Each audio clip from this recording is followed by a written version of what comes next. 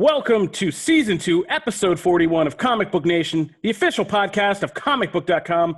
I am your host, Kofi Outlaw, and with me today, I've got my regular crew with me, Matt Aguilar. What up? Janelle Wheeler. You're on mute. We just heard you laugh and cackle maniacally, but thank you. Hey, guys. Yeah. I'm here, I swear. Yeah, that's how Janelle gets on the track, I guess. Construction, man. Like, I have to mute for the construction. We're still at home, so. Oh, I mean, you don't have to hide any of this. The people know they're also locked in quarantine. The quarantine arc continues, although there could be light at the end of the tunnel. Things are slowly but surely opening up. We can see if we can manage that and get out of here without all getting, dead. And we also know that, there's even research that we might be making breakthroughs on coronavirus fighting medicines. So hang in with us, but we're still here in the quarantine arc. And today we brought back somebody, the big man of gaming, our gaming section himself. Mr. Roland Bishop is back. Hello. And he's here to do a lot of cleanup because, as you may have known, in this crazy slow news cycle, something big that has been happening is gaming.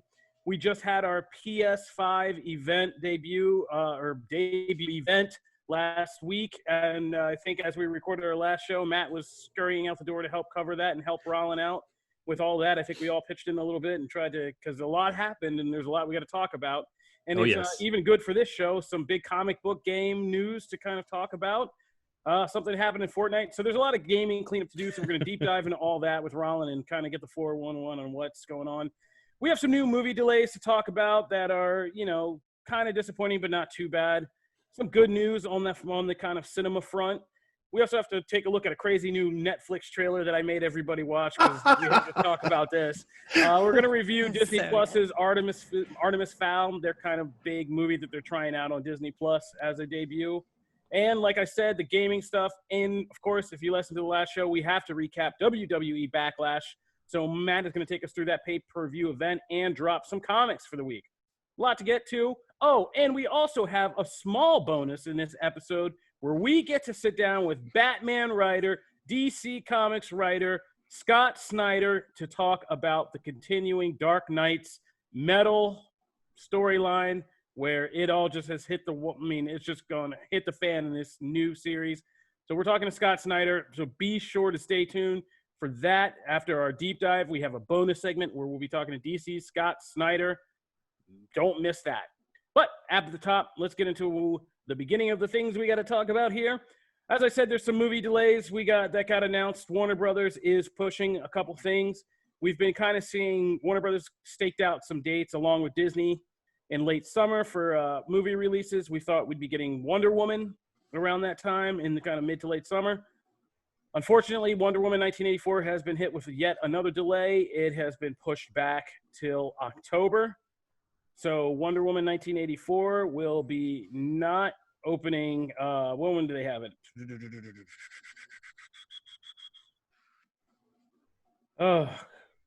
So yeah. 5th. Yeah, it was on June August 5th, 14th. August 14th. Now it's on October 2nd. Perfect. Yeah. Okay. Well, not perfect. Sad. Not perfect. It's just keeping track of all these changes. It's hard to keep track. It really is. Yeah. So Wonder Woman in 1984 is now in October. Chris Nolan has been trying to hold a beachhead for Tenet as a big cinematic experience, and he tried to do the whole Gandalf smashing his staff down. You will not pass thing. Unfortunately, the attacks of the coronavirus were a little more powerful than that, and so he has had to move, but not far. Tenet has gone from July 17th to July 31st. So it's kind of coming at the tail end of summer. Matt obviously still thinks that's too soon. Too soon, Matt? So he's going to move it again. I don't know why you do that, but whatever. Okay. I mean, the man is holding on hope. And it's not unfounded. We've been getting kind of word and rumblings underneath. We have only reported what we can verify, but we've been hearing rumblings that Hollywood is basically gearing up on all fronts to kind of, or wherever possible, to start kind of getting back into gear after the 4th of July holiday roundabouts. And that includes, the studios for production studios opening back up, kind of shoots resuming, and theaters are now saying they're going to open up. We just got an announcement. I think Regal said it's going to be opening up again on Friday, July the 10th. So this is kind of in accordance with the larger kind of reopening plan of everything here, at least here in America and Hollywood with all its international, ties and shoots. And we talked about this a couple of weeks ago about how crazy this is going to be and just the step-by-step process. Any little thing goes wrong, we're back to shutdowns and, how tedious this all is. But it's looking like, yeah, this is when the movie side of our lives is going to be kind of getting back into gear, is in mid to late July. But Matt, you still seem to think that that's too soon for Tenet. I just think ultimately it's smarter to play the long game than do something like this, because we've seen it time and time again. We just mentioned Wonder Woman. We just mentioned other big tentpoles that are like, they held out for a while and they still had to move. I don't know. I just think it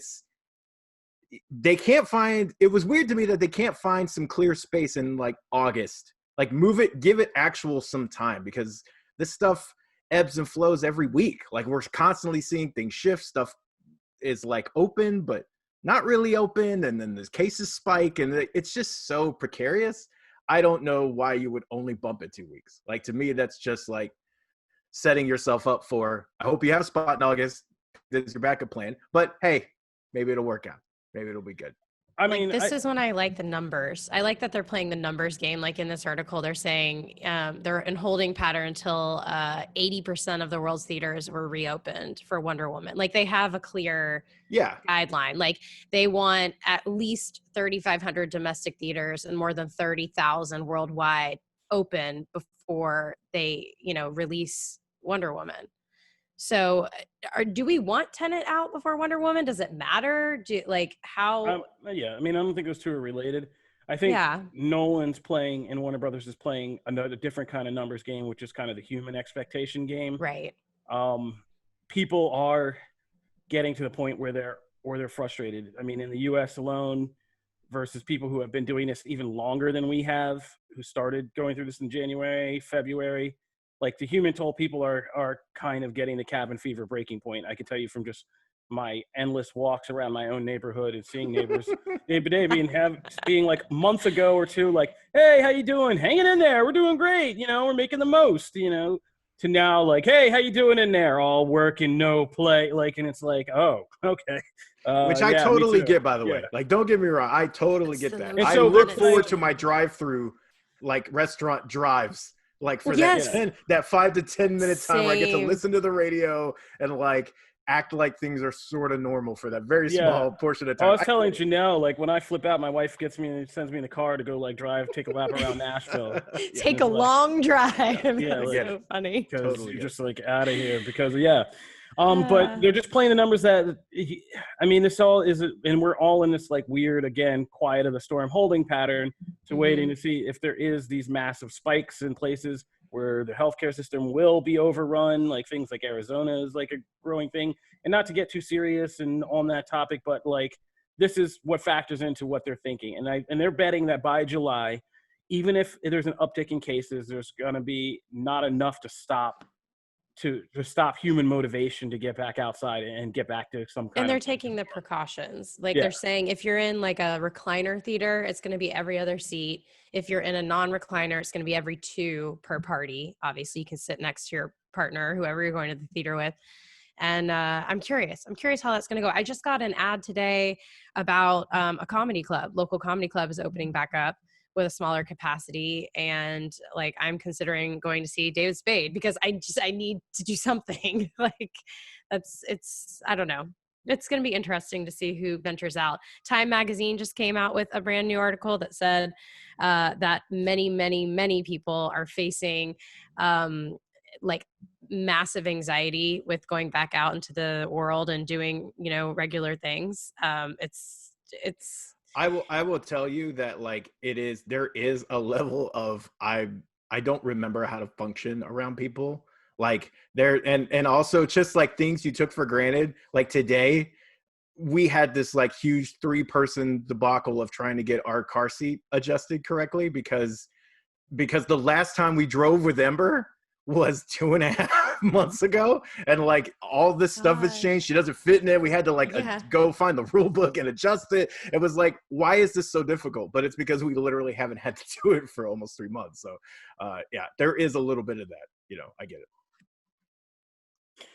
Yeah, so we're gonna see how it goes. But Matt, I mean, maybe Tenet will have to do one of those time reverse things and get itself to another date. I like how you tied that in there. That was yeah, good. I ain't going yeah. So wait and see. The other part of this was, do you think Black Widow or Marvel will pull stakes again, or do you think by November we're pretty safe that we're gonna get back to some kind of like movie thing? I mean, I guess it depends on any spikes in the fall, right? Yeah, I think November though, and I think the ones that kind of moved to like September and beyond, I think were the smart ones. I think those are the ones. Yeah, that, I was like, going to end this segment by saying, you know who's looking the best at all of this right now? James, MF, and Bond. we were like, No Time to Die. Man, we had all the jokes when they pulled up stakes, and we're like, see you in November. And we're like, look at Bond. He's a hysterical little pearl clutcher.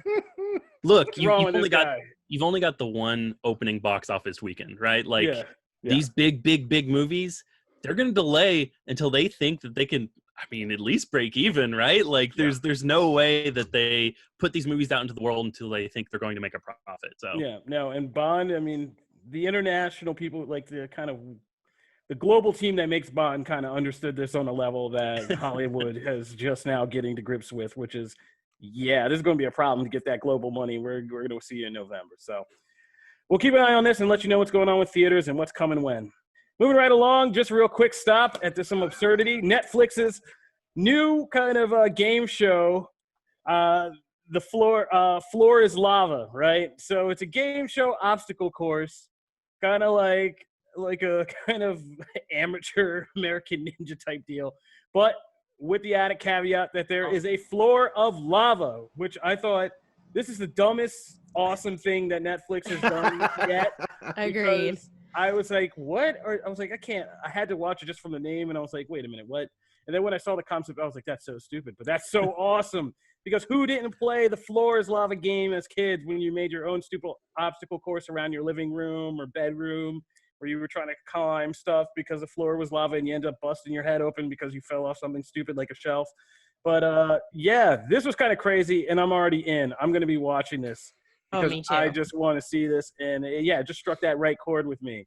So, I was giggling. Janelle, you were on board? Dude, I was laughing so hard. I was out loud giggling in the other room. It was so great. I need something like this. I have been watching Wipeout on Hulu because I need something to laugh at. And I'm really pumped about this. I used to play this all the time. And then the Florida version of this is if you're in the pool, it's Shark Attack, and all of the lights, the pool lights, are the eyes of the sharks, and you have to like swim over them, and you don't want to get seen by the shark. Oh yeah, grew up doing that. That was great. Lava in the house, sharks in the pool. It's so fun. I love it. Yeah, so go check out that trailer because we are going to check this show out when it comes out because lava, should be out this Friday. The fact that somebody put up big budget money for this is so great. It's the so sets great. are great. Also, can we say they're that actually burning people? I think, which is amazing. That would have been the only thing that would have made it better, is if it was legit lava. No, I think it's actually hot water. Is it really hot water? Yeah. Yeah. They don't look like they're very happy. No. Yeah. Oh my god. They're like screaming. Yeah, we're cooking people. Like, it's amazing. Also, those like the things they're falling on don't look very like well padded. Like there was a drop where one guy falls on like this little platform and you hear the thud, and I'm like, holy, that sounds awful. That's awesome. And this is why we got to watch this show. So we're gonna be checking that out. Check out the trailer so you don't think we're crazy. Man. Netflix's The Floor is Lava. It's the new game show. And it's just like a gross pool of what looks like superheated jacuzzi orange like colored water. So yeah, it had that Nickelodeon feel that I kind of love. Very much. So, yeah. Looking forward to that. Yeah. Now to something I'm not looking forward to having seen at all. Let's talk about Disney Plus's Artemis Fowl. Last week was an interesting weekend. We just had a bunch of movies kind of released on streaming as actual, big features that were the only kind of big features we had. That was Artemis Fowl on Disney Plus, which was a kind of family-friendly, magical adventure fantasy thing. We had Spike Lee's The Five Bloods on Netflix, which is kind of more of a serious drama, historical drama, social commentary piece. And we had Pete Davidson's origin story. King of Staten Island? King of Staten Island, which was on demand. And I think we're going to try to get maybe Charlie Ridgely in here for next show to kind of go ballistic about all of these things because he has strong opinions because it's Charlie. I have yet to see Staten Island, but I really want to. No, but he liked it. BD told me to watch it. Yeah, no, I mean, yeah, I could see that, but it reminded him of his childhood. I think. And that's what I knew. But he tweeted about it. I'm excited. I'm gonna watch it. So we're gonna talk about all these, and I think we're gonna hammer through. Like I said, I think we're gonna have Charlie to go through all of these. But I wanted to start because I had Janelle watch Artemis Fowl as I pressed play on it, and oh man, I apologized really fast for having done that to you and like continuing to do this to you to make you watch some of this stuff. But yeah, and I had some live commentary with Charlie on our kind of our business messaging channel, and he was just cracking up because I kept seeing new things in real time, and and my brain was melting. So let's talk about Artemis Fowl. Now, I've never read the famous books, but the book series or anything like that. So I didn't know. I was just coming into this movie saying, okay, what is this kind of YA thing that Disney's been trying forever to get up on film and make a franchise out of so they could own something that, rivals Harry Potter. And they were trying to do that whole thing. And that's all I knew about it. I literally knew nothing about the mythos. I knew that in the book, there was like this weird twist that the kid's actually like a supervillain or something like that. And I was like, oh, that sounds pretty cool. After seeing the film, I still don't know anything about what this series is about or like what the arc of this is supposed to be. I have no idea what the MacGuffin is. We have an ending explain post coming because you literally need somebody to kind of explain the ending and the whole quote unquote twist of this ending and how it works. It's pretty absurd. So like, yeah, Artemis Fowl, it's a movie where you watch it and it looks like it makes you feel like you might be schizophrenic because you see you're watching a high budget film that has a lot of people in it and is like, a lot of well done special effects and big budget sequences and action and all that stuff, but you can't make sense of what is happening like scene to scene, moment to moment, and God forbid if you are doing anything at all except staring at the screen at it like every minute, because if you turn your head and you're like literally doing something, you turn back, like you're gonna have to rewind and be like, wait, what is happening now? But like also on the other hand, it lives in one place, like it's literally just in his house the whole time, and you're that's the other thing, and I was gonna get to. I thought he was gonna go on a quest. The other confusing thing is you watch what takes a long time to set up this one big action sequence, and then you're like, okay, well, they had this introductory action sequence. Now we're going, like Janelle said, on this awesome quest. And it's like, nah, bro, that's all we got. That's the end. See you at the next one. Like, wait, seriously? It's all in the house? Basically, it's all in the house. His story is all set in his house. He really does not leave his house. And then there's this whole – the problem is there's this whole other – there's like three stories they're trying to mash together. So Artemis Fowl is not even like the main character necessarily of the film. He is the main character, but there's two other characters who are I don't know why they're trying so hard to make the Hagrid type character Josh Gad. Something. Josh Gad plays Mulch Diggums, who is this gigantic dwarf. It's Hagrid. Basically Hagrid, from Harry Potter. And he's like the narrator of the story. He's talking like Batman. He's like, I am Hagrid. And he talks for like Batman for some weird, just inexplicable reason. He's doing a Batman voice in this. Yeah. So he's narrating the story from the present, and you don't know who he is or how or like what he has anything to do with this, because then it becomes all about Artemis Fowl. But then like after the first act is switch, and you get instead of a second act, you get a different first act that's about this character named Holly Short, who is part of these kind of elf space tech elves or something. The Santa Claus. They're highly developed elves, yes. Yeah, they're highly developed elves, but they look like very Star great Trek with technology. Elves. Yeah, they're basically Star Trek elves. Yeah. Yeah.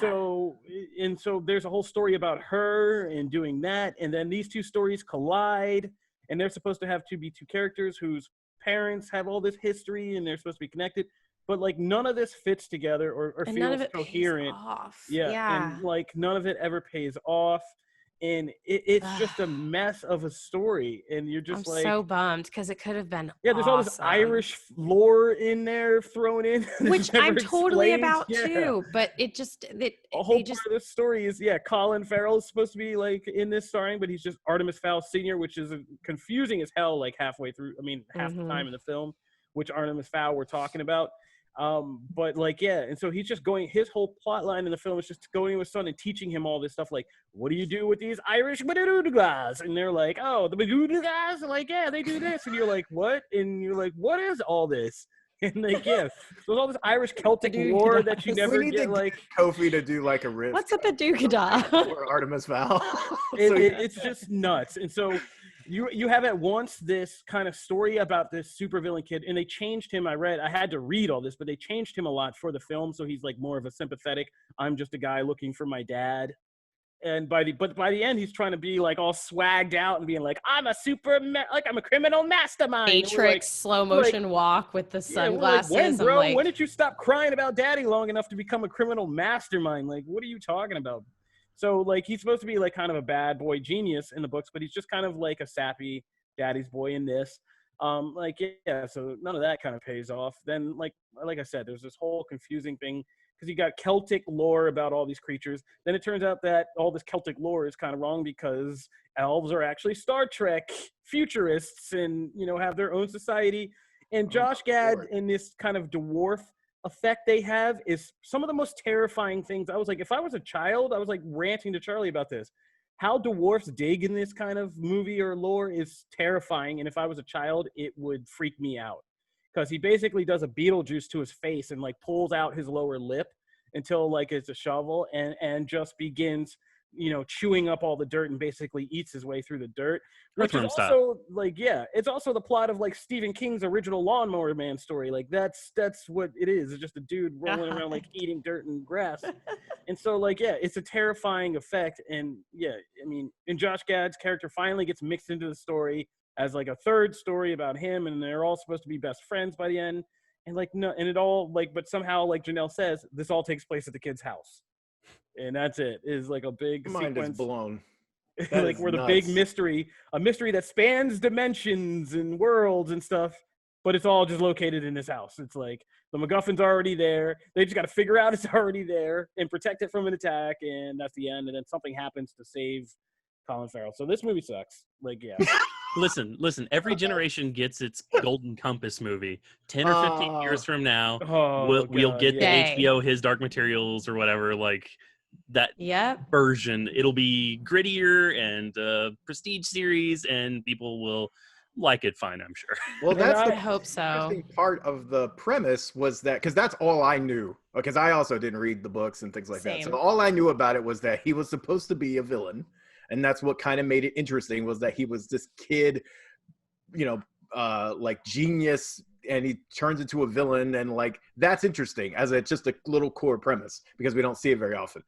So when all the trailers came out and made it look like, it's just another by the book, he's a kid who walks into this. I mean, it felt like Spy Kids, and I was like, nothing against Spy Kids, but Spy Kids was honest about what it was, and this was supposed to be something different. So I was immediately kind of turned off. Now I kind of want to watch it, almost because out of sheer like morbid curiosity. I kind of want to see like the crazy dwarf moving the shovel thing. It's still Disney, so it's still like there are things that are like enjoyable about it. It's just it's such a missed opportunity, and it could have been awesome. And the kid actors are pretty terrible. Like, I'll just YouTube clips. Oh, the kid actors are pretty terrible. I thought he was cute. Oh my god, they're terrible. And even the adult actors, like my man from Game of Thrones, poor Nonzo Anoisi, like he plays Artemis Fowl's like bodyguard, and of course he got paid. Him.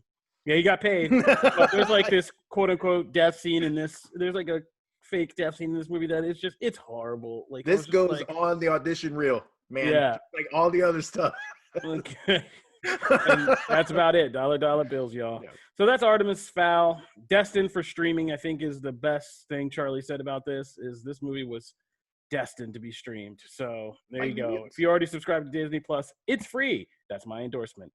All right, we're going to take a break, but when we come in, we are going to deep dive into the PS5 debut event, WWE Backlash, some comic stuff, plus we have our bonus segment where we interview DC Scott Snyder.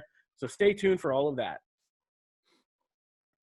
All right, now, so PS5 is here, y'all, finally, after all of these waiting games and teases from Sony. And all our questions about whether we would even get this in 2020, PlayStation 5 had its event. And, man, to say it made a splash and to say it made a bigger splash than Xbox, sorry, BD, would be an understatement. But, yeah, all in all, it was, I would say it was a pretty successful event. We didn't learn everything. They were very slick about dazzling us enough that they could slide right out of that presentation without addressing some pretty big elephants still sitting in the room. But that's since been resolved, or I think it has. Rollin, why don't you give us the update? Let's start with just kind of the basic facts about PS5, about like when it's arriving, what it's going to cost, you know, and what the hardware is kind of like. So like you said, they have been very slick about revealing certain things and not others. This event, we just got our first look at the actual console. First time we've ever seen it. Prior to that, the only thing we really had seen were some dev kits, which were never actually confirmed, and then the DualSense, the new PS5 controller. We still don't know price. There have been some placeholders. People are going around. The placeholders the whole are just thing about so like it's 700. I was like freaking out about that. But that's a placeholder. That's a placeholder. So messed up, man. People put those up. Amazon regularly, especially the international ones, put up placeholder prices for people to then be able to pre-order the thing. So we don't know what the official price is. We've seen everything from $399 to $699. Like, I do not think that we're going to get a $700 PS5. The CEO Jim Ryan has, gone on the record that I believe it was Ryan who said that basically value proposition is important to them. And what's happening right now is we're basically getting a game of chicken between Microsoft and Sony. Who's going to reveal their price first? And can we immediately drop ours? Maybe that's what it feels like. Whoever says it first is screwed because the next person comes out right under them and is like, see, we love you more. Exactly. And then the first person has to start throwing crazy bundles together, and it's then you're just a Nintendo fan, and you have to just deal with it. It sucks. So that's where we're at. Holidays 2020 is still the launch window for the PS5, as well as the Xbox Series X. We do not have any definitive dates. Who knows? They've been really positive with their messaging about the coronavirus pandemic affecting production. They've said, pretty regularly that they still expect to hit those launch windows, but who knows exactly when that's going to happen? Nobody. I'm not even sure if PlayStation has a date written down quite yet. I'm sure a lot of that stuff is very, very fluid, as with everything else. So that's sort of the big stuff we got out of the PS5 event, alongside a bunch of first-party and third-party titles. We got our first look at the new Marvel Spider-Man game. Yeah, let's talk about that. Marvel Spider-Man Miles Morales was revealed, although the messaging wasn't great because there's a little confusion, but the game itself looks incredible. Pretty. Oh. Looks good. No, that launch trailer was pretty amazing. They basically just showed you, it's going to be more Spider-Man, but they showed you why it's going to be awesome with Miles and the powers that he's going to use. We got our Venom shock. We got our invisibility. And if you played Marvel Spider-Man, you should be already hyped for kind of getting these new bags of tricks. And we're going to get a whole new story. And the great thing about Marvel Spider-Man was also the kind of its version of the Spider-Man mythos in telling that story.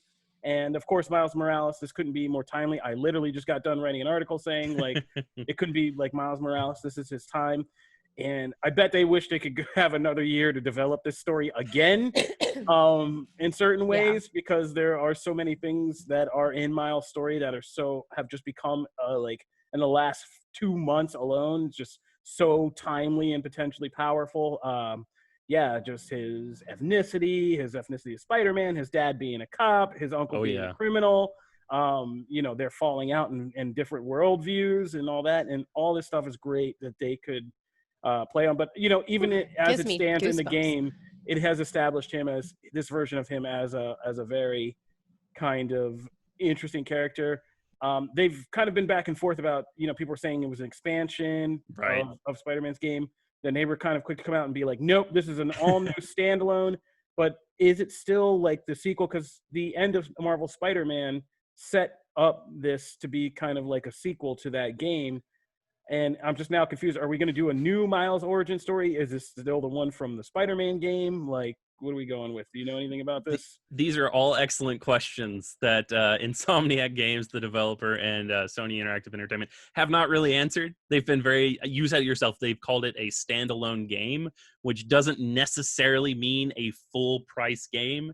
Like, just because it's a standalone game, we could get something like Infamous Last Light, which was a smaller, compact title based off of the back of, I believe, Infamous 2. That's the game I most thought of when we first saw this, was like, it is a standalone game as far as story. And as far as like, we're going to tell a point A to point B storyline that takes place after the events of the first game, but it's almost most assuredly going to be the same engine. It's a up-res, like they've been doing it simultaneously, working on it, but it's still going to be like essentially an up-res PS4 game. And it's probably going to be like the Infamous game was $39, right? When it came out, I believe it was like $40. That's a pretty typical price for those sort of things. Yeah. Yeah. So this will probably be like $40. Won't be another like 60, 80 hour game. It'll probably be like that. And they compared it, and I saw other comparisons being made to Uncharted and their DLC, which came out, which was about a good solid 15 to 20 hours of gameplay. Was kind of in that same ballpark. A completely new game, gorgeous and well worth playing, but not like, for people like expecting a Spider-Man sequel like Spider-Man 2. I think those people are going to be like a little probably disappointed. I did find the tweet that I saw where it was like, I wish it's always, what is it? Like Miles, it always feels like we get the freedom cry. Yeah. To the Black Flag. And I was like, that is a disappointing message that I wish Insomniac had answered better when they did like the follow-up PR, when people started doing other details, because that is what you don't want someone to walk away from. Like, you want it to feel like it's Miles' time to shine. He's excellent in the first game. Like, they set up the building blocks. So that's unfortunate to see that. Mm-hmm. But content-wise, that's probably what you're looking at. It's probably more akin to that than a full-on game. And let's be clear, there still probably is going to be a direct sequel. Like, Marvel's Spider-Man sold like cakes and did incredibly well. And I think that as we get closer to PS5's release, which supposedly Miles Morales is going to launch this year for the PS5, there's going to be questions of, okay, what does this mean for a potential sequel? Does he factor in? Is it going to be Peter again in the driver's seat? Like, I don't know. It's like you said, that unfortunate messaging that this reinforces is like, is the Black character the side story to whatever else is going on? We'll see, I guess. Right now, Sony is, I think, not in crisis mode so much as just being very careful with the words that they choose. Yeah. And I mean, to be honest, I think, given the current socio-political climate, this is a concern of people worried about us a little bit more than we'd be worried about this personally. Like, I think a lot of people are just going to be happy. Like, I mean, it is no small feat that Miles Morales is going to be one of the biggest launch characters for this new, possibly biggest launch of next-gen systems. So however it factors out, I mean, we don't have to get too crazy about the semantics here. Like, it's going to be a game. You're going to get to play as Miles Morales for the first time really ever in a costume, not that just crawling and throwing rock scrap from the Spider-Man game. And he is taking, and however you define it in gaming terms, like, he is taking center stage in this. And this is his thing. And like I said, it couldn't be more timely. So it's going to be a good way. And for them, PR-wise, it's a great way to end this year. So, just lean into it. And, like, let's not get too crazy about every specific semantic that we need in place. Like, it's a big victory. Have you met the internet? Yeah, I know. Are you preaching to the choir? Wait, let me just click this tab over. Oh, is my inbox still filled with Star Wars death threats right now? Yes, it is. Oh my gosh. Yes, it is. Yes, it is. Clicking back over. So, yeah, I've had Star Wars death threats for like a couple days, I don't even know how long. I don't even know when I wrote that article, but it's been a while. Yeah. So. But look, like Miles Morales is just the tip of that iceberg too. Mm-hmm. Other huge titles that were revealed at that same event, which again sort of blew the Xbox One out of the water: Resident Evil Village, Horizon Forbidden West. Beautiful. Just big titles that are all coming to the PS5. Most of them, or at least wasn't there a new Horizon Dawn? Yeah, the Horizon Forbidden West is the new sequel. Oh, that's Forbidden West? Yeah. Mm-hmm. Okay. It's gorgeous. The new Ratchet and Clank, also from Insomniac Games. Like, a lot of these titles are things that people have been clamoring for and excited for. And the fact that we got the first look at them at the PS5 event, I think is huge. It can't be overstated. So yeah, we were just talking about game launches and how they have typically sucked really hard on the PlayStation side.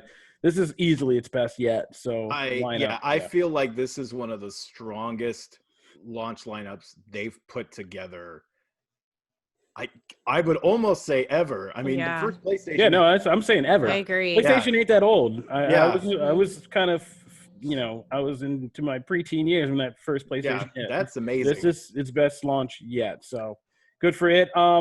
Outside of that, we also got another big news for. Where I put on the shirt is we got the next Star Wars game that's coming out. It's called Star Wars Squadrons, and it's taking us back to that Star Wars flight simulator, a kind of aerial battle games that are, a definite hit in the franchise. And this one had a pretty good, intense launch trailer, which, showed, I guess the gimmick here is you can train and kind of level up as either Imperial pilots or rebel pilots, and you can kind of go at it in these battles. I don't know too much about it because that's not my cup of tea as gaming goes, but I do love when you have a good Star Wars game. I mean, going back to Shadows of the Empire, and when you have great Star Wars aerial kind of space battles and space battle games, it's really great in the vehicles. And this one looks like pretty intense and pretty good, so I actually might be checking this one out. Yeah, I mean, what we know about Star Wars Squadrons right now, because gameplay trailer is going to be shown at EA Play Live later this month. We have seen the trailer that we saw was in-game footage. Looks great. Again, you're right. Rebels versus looks like Imperials. It's set after Return of the Jedi, after the Battle of Endor. Indoor, I think, actually is how you say that word. 5v5 dogfighting, first person. So like old school TIE Fighter X-Wing for the PC, but with like Rogue Squadron sensibilities. I'm excited. I mean, it looks good. I don't even like Star Wars that much as a franchise, and I'm still like thrilled. I will play this game day one. This looks like the one that gets me back in, because Rogue Squadron was a great series, and this looks like it's going to take it back there. So the description of the gameplay kind of left me a little confused because it sounds awesome, but it made a point to highlight the 5v5 tactical thing of you're actually in a war room type scenario and you're planning out your plan and then you enact it. So that sounds awesome. That sounds like X-Wing, right? It sounds like straight up on the tabletop X-Wing, planning out each moves. I'm curious, what do you think? How do you think that's going to play out as far as in the game? Do you feel like everyone will be I don't know how that works when you're dealing with 5 people in an online lobby, how that kind of strategy works. Here's how this works.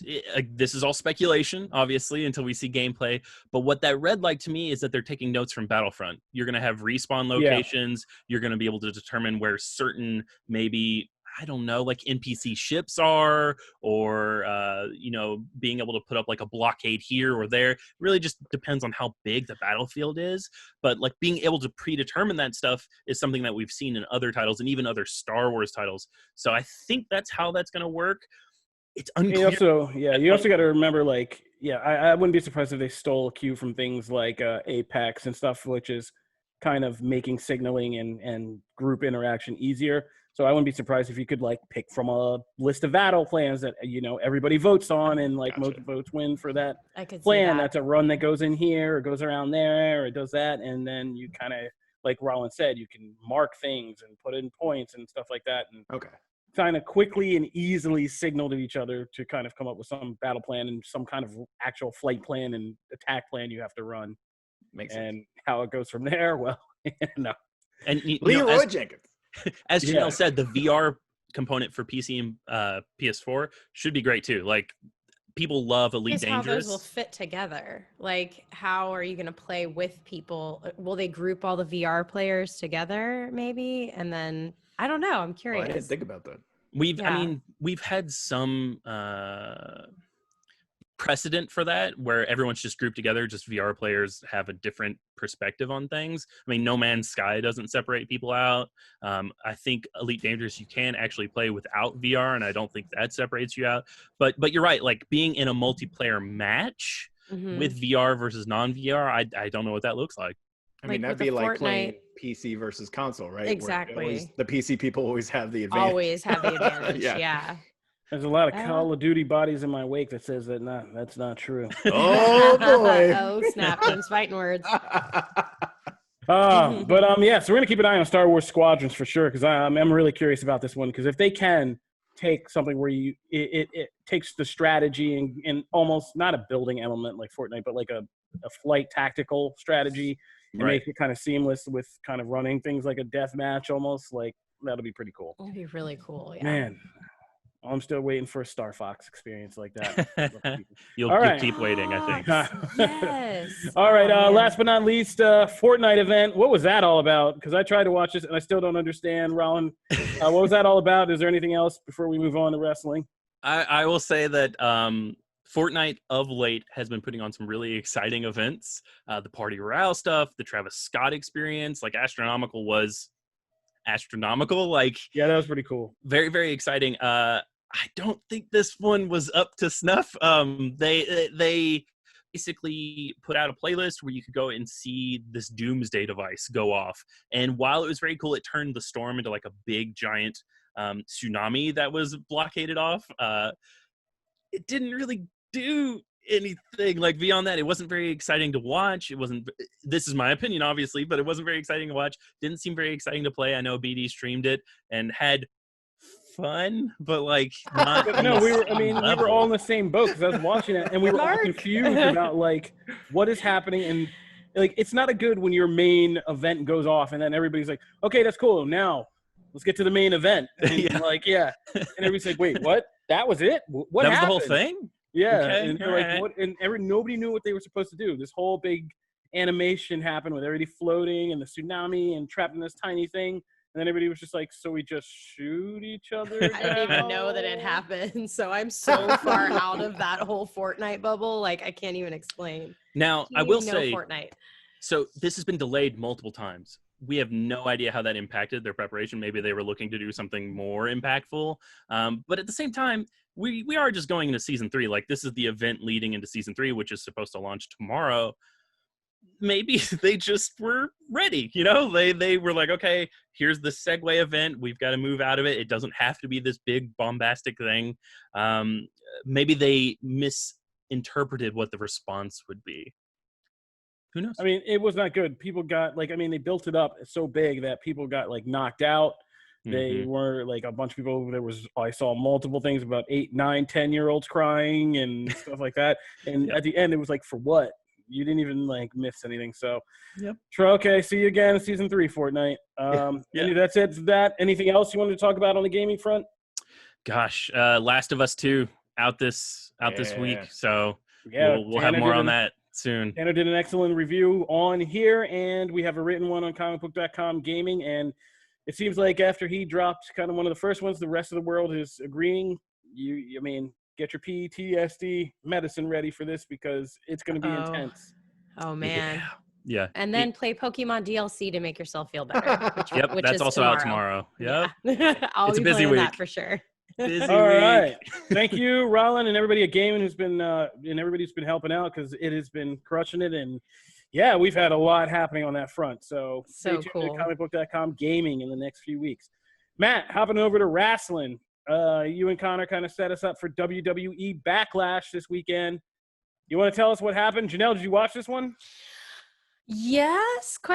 Like, I watched some of it. I work normally, so I have to kind of like catch the replay, and I sometimes fast forward through certain things. I lean towards the ladies. I really like the lady matches. Okay. So curious then. Did you watch? So like one of the most interesting matchups was actually the women's tag team championship match, which was between Bayley and Sasha. Alexa Bliss and Nikki Cross and the Iconics. So did you watch that one? It was fantastic. It was really good, right? I enjoyed it so much. So much. And then the biggest thing from that match was actually that they had already scheduled another match for whoever won that one for NXT this week. So tonight, actually, when this goes live, tonight on NXT, they will face Tegan Nox and Shotzi Blackheart for the tag team titles. And the thing about the women's tag team titles and the men's tag team titles, there's one per show. So like there's a SmackDown and a Raw. For the women's tag team titles, it's one set of titles that can move to any show. So if like right now Bayley and Sasha Banks have the titles on SmackDown, but if they get challenged or they challenge someone on Raw or NXT and they win, then the belts move to that brand. So they can switch out completely. So like if tonight on NXT, the NXT team pulls out, then NXT would actually have the tag team challenge. So it's pretty good. Also, heel Bayley, I continue to be like one of the main defenders on this site about heel Bayley. She's fun and ridiculous. Bayley dose straps, as it were. So that was actually a really good match. The other big match of the night, of course, was what had been billed as the greatest wrestling match ever. It was almost, it felt like it was 45 minutes long. I don't actually know if that was the runtime. It was pretty long. A moment for me. That was one of my moments where I was like, well, I kind of need to use the ladies. I'll walk away and come back. Seriously. You could have literally gone and like had dinner somewhere, come back, and the match still would have been going on. It was a long match. Did it live up to the greatest match ever? I will say no. But it was actually really good. It was a really well done match. I feel like if they hadn't hyped it up that way, it probably would have lived up to whatever bar you set. But it was still a stellar match, really good. They used so many finishing moves from like across wrestling. Like Kurt Angle's move, the rock bottom was used. Like they used so many different moves, and they would keep kicking out, and it was really long. Randy Orton brought his famous move, which is the punt kick, which is literally punting someone's head. It got sort of pseudo banned from like he was kind of encouraged not to use it because obviously like concussions and head things. He brought it back. It looked devastating just like it always did. Randy Orton was able to pull out the match. They've set up now. Edge was actually hurt in that match, so he's gonna, I believe, they're still kind of evaluating things, whether he needs to have surgery and that kind of thing. So they are setting up something to come from this, though. So I don't think this was the end, but was a really good match. I just feel like if they hadn't set the bar so high, it probably could have been better. Arguably, one of the biggest things that came from it was actually so in lieu of having live crowds, they've had other superstars and talent that's already at the facility in the audience behind like glass shields cheering on. So that way you get some amount of crowd noise and energy. Yeah. And it has made a lot of matches better because of that. But for the greatest match ever, you can't just have that. So people kind of lost their minds on Twitter after they noticed that for that match, it suddenly got a lot louder and there were chants and there were cheers and people were like, that seems weird because this hasn't been here the past 3 hours. And it seems WWE, because they pre-taped this and people weren't fans of like, they clearly edited some parts. So there's like moments in the match that, okay, that seems weird. That's a John Wick like edit, it seems odd. And then also the crowd noise was like above and beyond. Like it was like, there's no way there's that many people in here. So they added that in. They recorded it ahead of time, slipped it in. Whether that makes it better or not, Jim says it was better. Connor says it wasn't. People are torn about it, but it was certainly memorable. So this was a weird pay-per-view. It was only I think it was only 3.5 hours to 4 hours, which is pretty short for a WWE pay-per-view. So we'll see. The next one doesn't hit till July.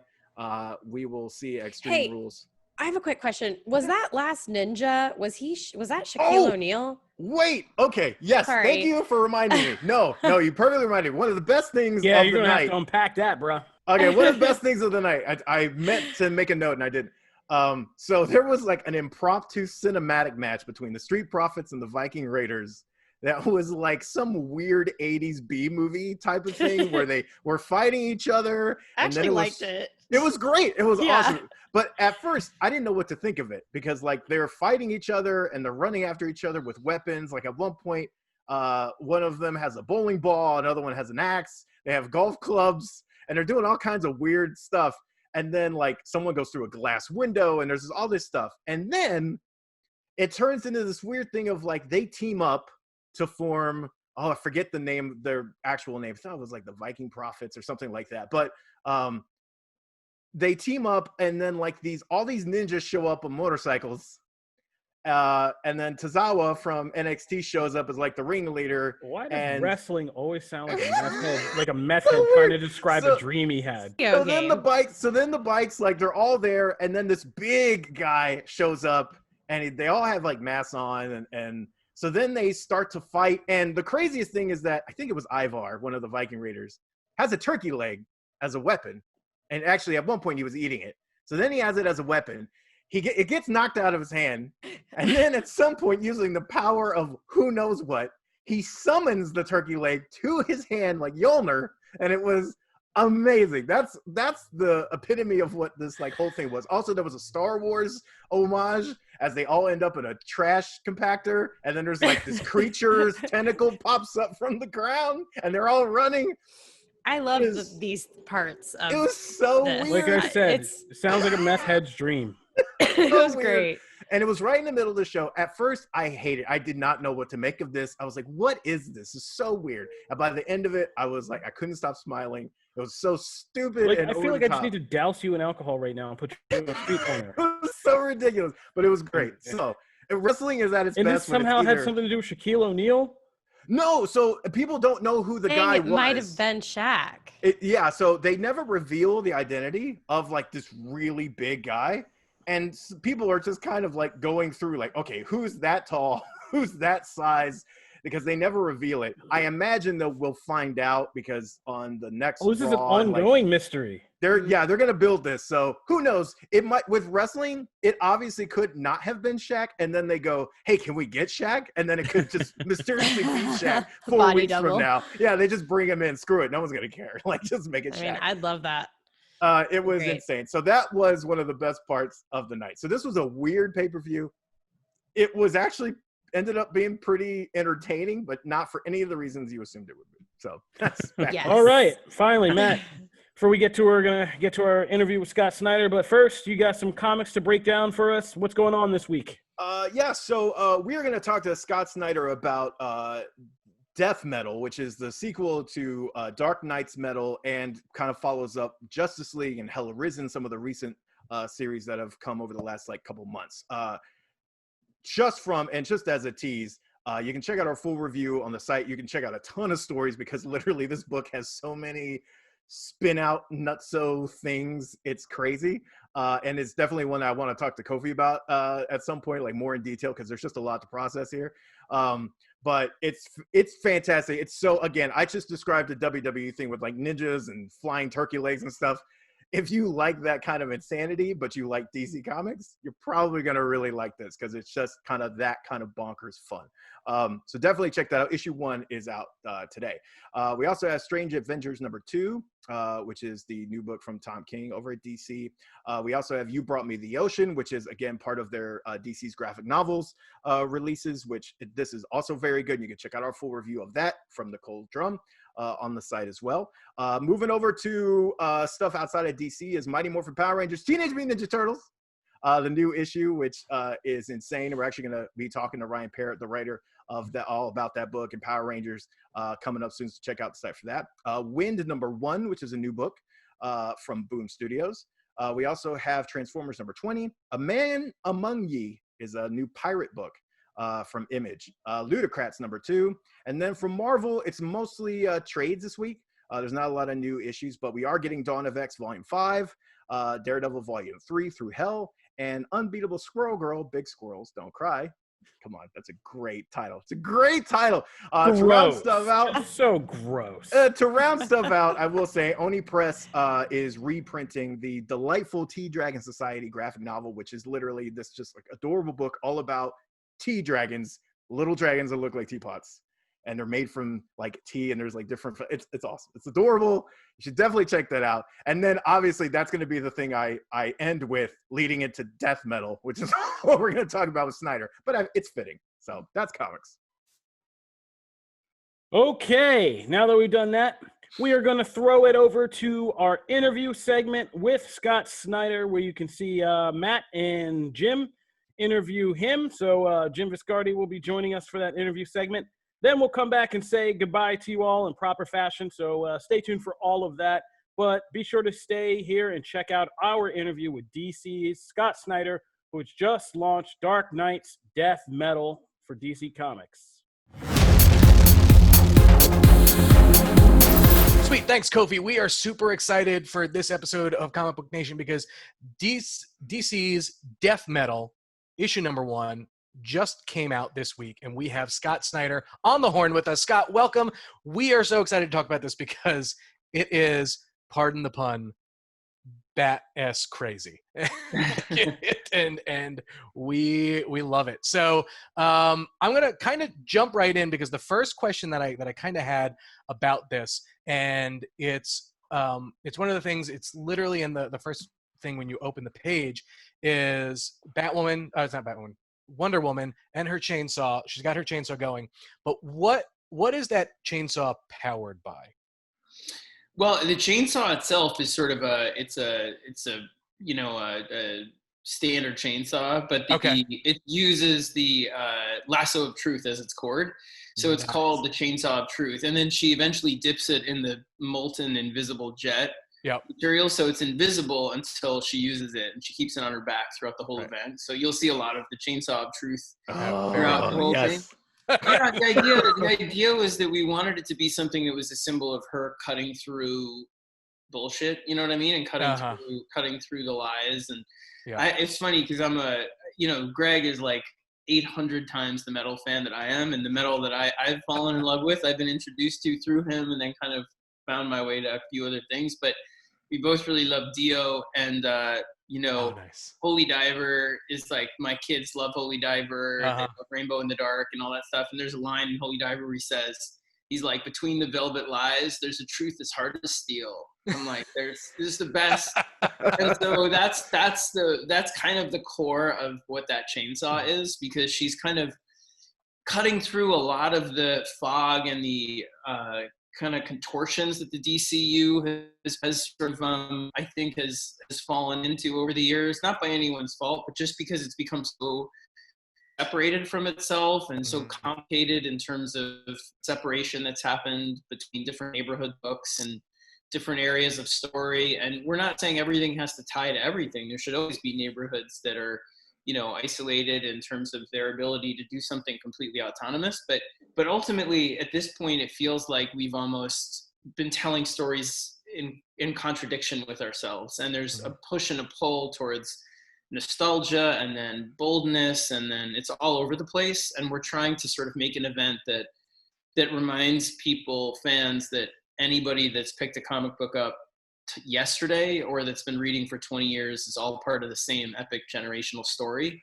And there's a way to sort of think about DC Comics and think about these characters and their stories and fandom and the industry itself as a kind of as a synergistic ecosystem, with, even though some things will be at odds, but without it being kind of like, well, this is at odds with this, or this continuity doesn't fit with this continuity, or this has to be competitive with this in that way. So it's that it's meant to be kind of, Wonder Woman bringing the fire and the pain and being like, we're all in this together. That's awesome. Cause actually, like, one of the things that, well, also first I should say kudos to working ACDC into like official DC continuity as like a full-on acronym. Yeah, that's amazing. Thank you. But the event, you make it a point kind of earlier on to say that this is taking place in the current, like, this is the DCU. This is not some one of the crazy amount of worlds or an offshoot thing. This is like a full-on, this stuff happens in canon. And there have been, like, the lead up to this has been, and Hell Arisen and Justice League. So there is stuff that's kind of established what we're seeing here. Yeah. But I guess, and you touched on it a little bit with like Wonder Woman and how she's kind of trying to tackle continuity as just an overall concept. But, how did you approach this when you were coming from those events? Because every book is a new comic fan's first book. And so when something has this much hype, you want them to give it a shot. But I imagine it's a hard balance between, here's all this stuff we have to kind of explain for you to really get this, and making it accessible. So like, how do you approach that? Yeah, that's a good question. It is a balance. And I think part of it is like, I went back when I was doing Metal, the first one, and read a bunch of events that I felt like had the spirit of what I was going for, like Infinity Gauntlet, and things that were like kind of celebrations of comic book lunacy, and at the same time felt like they were personal stories about the state of things, but also demanded this kind of like high imagination and high kind of acceptance from the reader, where it was like, and there's a being named Death, and Thanos is in love with Death, and there's a gauntlet, and you're like, what? But you kind of roll with it because you're like, oh yeah, they're just earnest and sincere, and there's no tongue in cheek. It's just boom, And so with this, like, so Metal was kind of test where it was like, if fans go for this and they like it, then have these a couple of years of story that we want to fan out and then bring crashing back together as a kind of bigger statement about comics and why we think these characters matter and how we should approach them in a certain way, and in all ways, but the certain way being that. Anyway, but so with it being sort of such a dense history, the idea is to try and make it fun. That's always the thing, so that when you come in, if you haven't read Justice League or Hell Arisen or Batman, Superman or whatever, we want you to feel like Sergeant Rock catches you up in like his vulgar opening, being kind of like, you know what? All you need to know is that it's shitty out there in this town, and we're going to fight back, and let's do it, kiddo. You know what I mean? And that's it. And it's just, all right, we're on.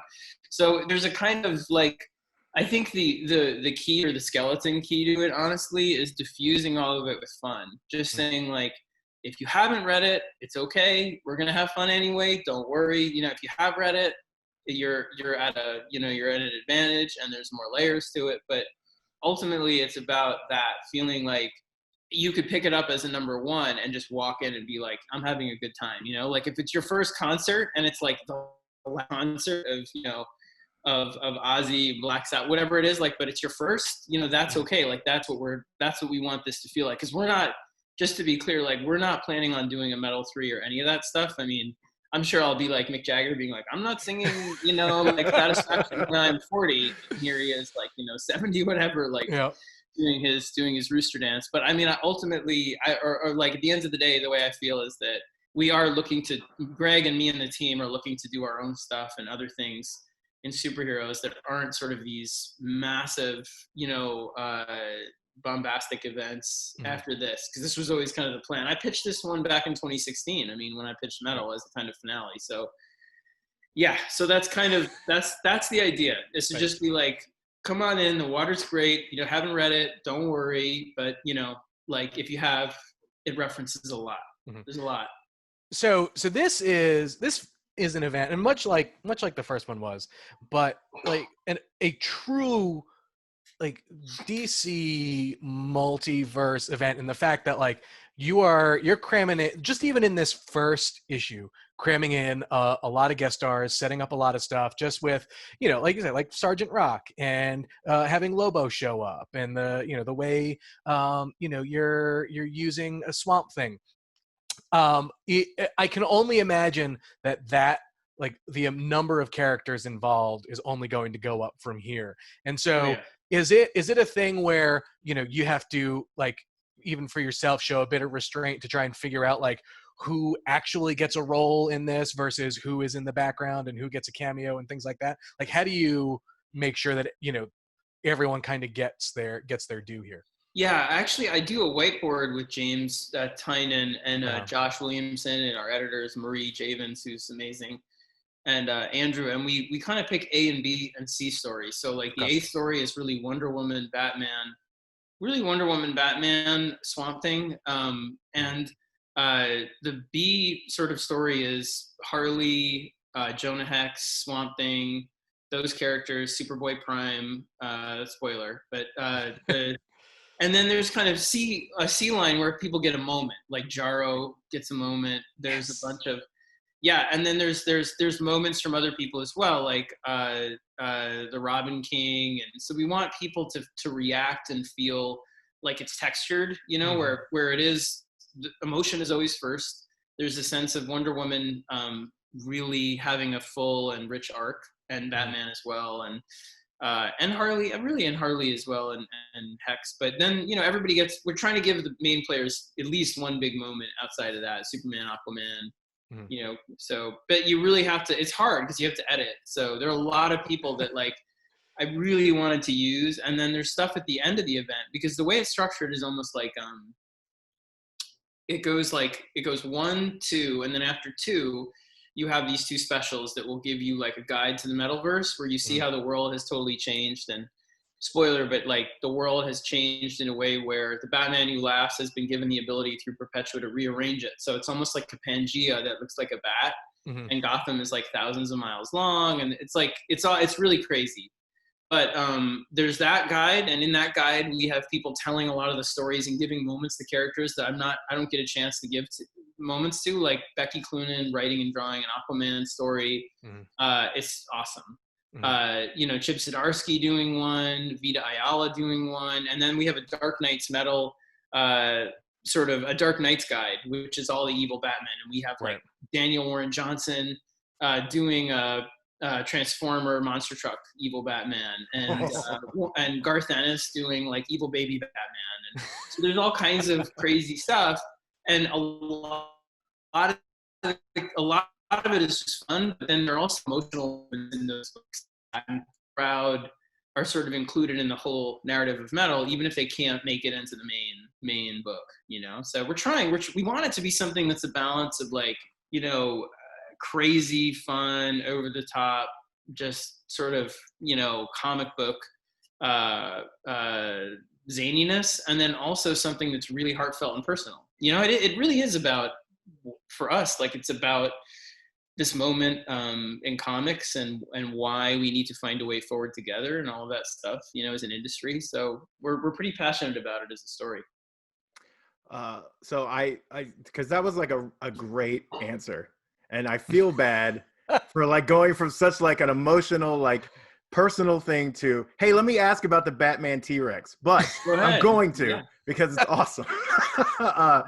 So one, Bat-Rex, we finally get to we get an origin, and we kind of see a little bit like the Batman, like the eyes inside the mouth and everything like that. So really cool touches. One, I guess, you know, what is the official name? Like what? B-Rex. Is it okay? We call him B-Rex behind the scenes, so yes. B-Rex. And Batmage, who is the sorcerer, calls him B-Rex in the second one. So you see. Okay. So B-Rex, you know, where did that idea come from? Because like it's kind of brilliant in the fact that the T-Rex has always been there. It's always been such an iconic part of Batman, and yet no one's really done that kind of thing with it. Where is the B-Rex spinoff tie-in? That's actually, Warren Ellis is the one that's doing a 2-pager about him. So is he? Yes. His origin, so that's in the Darkest Nights, the Dark Knights guidebook. So you'll see that there, drawn by Jim Chung. So we brought in all these like heavy hitters and bright new talent to do like the funniest, like the kind of the dumbest stories, and be like, do whatever you want, and they made them brilliant, you know. So I mean, I'm really proud of that. But the B-Rex, I think part of the idea was to take every crazy concept, because in Metal, we tried really hard to make the Dark Knight scary, and we wound up with people making statues of them and the whole thing. And there was a lot of kind of pressure at DC to just use them again and use the kind of like the toys that we had already done. And my feeling and Greg's feeling, and I think the reason why we're such a fun team internally, like why I have so much fun working with him and why he has fun working with me, is that that's just never what we do. You know, when we left Batman, we still had a few years of stories in our head. I mean, I had pitched him a Scarecrow story and a Penguin story and some of the stuff that wound up in All-Star, all kinds of stuff. And we both just realized as we were going on that we're not the creators that like to, once we kind of something becomes familiar, we don't want to do it again, you know? So we don't want to stay there. So, you know, for me, the idea was to sort of take all the Metal stuff that we did in the first one, all those toys, acknowledge them, but then move forward. And so I said to Marie and them, I'm like, we need to come up with some Batmen that are just so far beyond the kind of the inventiveness of the first one, and then make them real. So like B-Rex to me he's kind of like a funny joke in it. And so is like, Batmobeast, which is the giant monster truck one. But at the same time, we tried to make a point to make them kind of deep characters, where B-Rex is like the Tyrannosaurus in the cave. If Batman uploaded his consciousness when the cave was collapsing, because he's under attack by all these villains, and the T-Rex kind of can't handle his intellect, so he becomes almost angry and dark and evil because he can't think he can't process in this robot dinosaur body the things that he was able to think of as a human Batman. So there's a kind of mortal coil aspect to it that I felt like was, this pathos that's fun. And then there's also just like, he's a giant gray stomping B-Rex who's like, I hate you all, and like, so it's both. And the same thing with like Batman, Baby Batman. And there's some ones that are really genuinely scary. Like the Robin King is scary, and the Darkest Night, like some of the ones that are coming are spooky. Mm-hmm. There's one that's the Castle Bat itself. The castle is a living Batman. If he infused his soul into the bricks of Gotham and then became this monster. Oh my lord! Yeah, you see that story in the guide too. Francesco Francavilla draws it, which is really fun. So yeah, it's great. I'm really proud of that one too. So cool. We wanted it to be again like people being like, how the hell is this going to be emotional, or is this just them being dumb and wacky? And then you read it, and I'm hoping that you can see as a reader of any of it, whether it's the guidebook or the main book, that we've tried to put enough thought and heart into it that every aspect of it is somewhat more than meets the eye. Mm-hmm. So speaking of more than meets the eye, I'm gonna ask this. I'm gonna caveat this. Like there will have been a spoiler warning at the top of the episode, but I'm gonna put a spoiler warning here as well. We need to talk about the big moment. Sure. The moment where obviously Wonder Woman taking Batman's advice makes her chainsaw invisible, and boom, just slices through Batman Who Laughs. That's a huge moment, especially for anyone who has been a fan of yours for a long time, or just knowing. Like the Batman Who Laughs is such a big character now, right? Like it's a huge thing. So I'm just gonna ask you flat out, Scott, is this the last that we've seen of the Batman Who Laughs, or is this a to be continued? Stay tuned. Well, it's both. I would say that it's the last you've seen of this form of him, where but knowing him, as you see on the last page, he had a plan for this. Yep. So there is a scene in the second one where evil Alfreds, one of whom is called Alfred, who's like this tall, like kind of Frankensteinian Alfred from another world, is carrying the brain of the Batman Who Laughs forward. So you'll see he becomes something really frightening in a new iteration that almost rejects who he was and becomes bigger. I mean, we wanted somebody, and then I wrote the story of who he is now. It'll be in the guidebook of The Dark Knights with Tony Daniel drawing, and it's like a 16-page kind of story of how he becomes who he is. So the part of the idea is to create somebody who is just scarier and darker and bigger, and leave the Batman Who Laughs, who I feel has been stretched to his capacity, by use in multiple comics and by how you've been the last year, and he's just been everywhere. And he acknowledges that by being like, I'm sure you're sick of me. Well, I'm sick of you too, kind of thing in the comic. But the idea is to sort of evolve him or change him in such a way where you don't see what's coming, and then he becomes something that fits this event. Because if it's going to be something that's about the history of the DCU and everything, and about a villain rising who says, how about, you're trying to redo the multiverse and make it something new and infinite, and well, what if I do too? It needs to be somebody bigger with more powers, and that's why we wanted to tie it to some of the material in Doomsday Clock and the idea of being a cosmic figure and the hands and all this kind of stuff that's coming in. So the hands are the beings like Perpetua that form multiverses. Nice. So I know you've got a heart out. So I'm going to ask. We'll just ask one more question before we let you go. Without obviously spoiling anything, Can you give us a tease of a character to be looking out for or be paying attention to as the story continues? Yeah, sure. I mean, there are a bunch. I mean, we're gonna see. So, outside of like maybe the big major players, right? Like, is there someone or something that may take us by surprise or whatnot? Yeah, sure. I mean, I don't want to spoil too much. Sure. But you'll see. Well, I mean, Superboy Prime plays a really big role, but a different role than I think you'll expect. You saw Baby Darkseid in the original line. You're going to see a different iteration of Darkseid in this one that kind of matches it. Yes. Jaro comes back. Yes. There's a crossover with Justice League where we wind up really completing that story. So Kendra and Martian Manhunter and Shiera and those characters really have their finale there. All so you'll see that. Lobo really comes in a big way as well. So I don't know. I don't want to give too much away, but no, that's perfect. There's a lot. There's like everybody from like Parallax to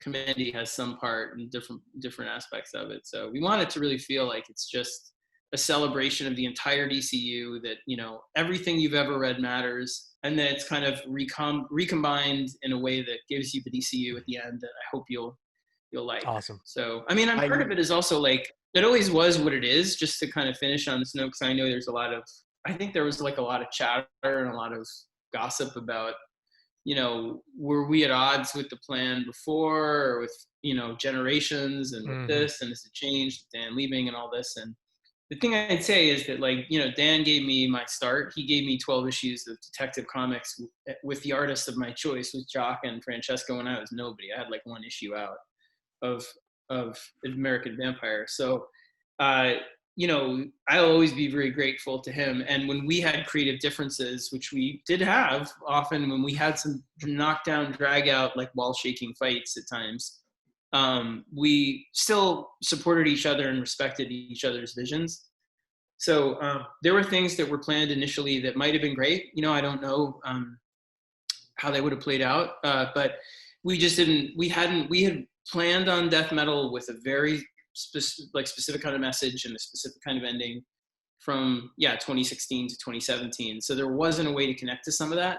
And now that things have changed and the landscape has become more fluid, and there's more kind of a multiplicity of voices from editorial and creators kind of talking about what it's going to be, we have a much bigger part in kind of dovetailing into what's coming next. And I can really say that what's being planned is special, and I'm really excited about it and all of that stuff too. So I do feel as though the event, instead of just being something that what might have wound up in a bottle, which we were still really proud of, is now going to be connected at least to what's coming afterwards, and can be more sort of, I guess, more a testament to the message of the event itself, which is just that we are supposed to be kind of aware of each other as creators, as editors, all of it in the company, to give you something that's like a tapestry in an immersive world that has wildly different areas and wildly different creative aspects, visions, but that still has a unified point to it, meaning